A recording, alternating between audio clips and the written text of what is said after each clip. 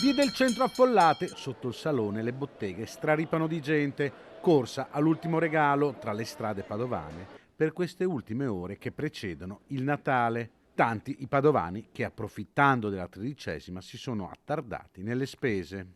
Per regali per loro mi sa che è già andata, per cui sì, regali per i bambini è arrivata.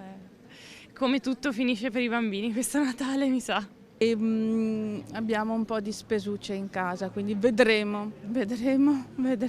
Quindi diciamo per tamponare le spese. Assolutamente.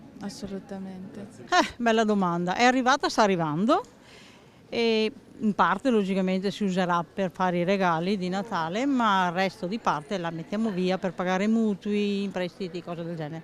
Proprio una famiglia normale. Regali utili, cibo della tradizione a tavola.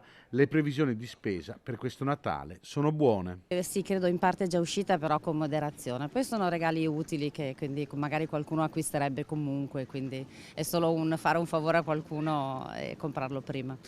Ma noi facciamo regali e magari non so, si esce a cena qualche volta, cose di questo genere insomma. Le bollette no, è stato un fine anno un po' spendioso dal punto di vista economico, penso li metteremo i risparmi.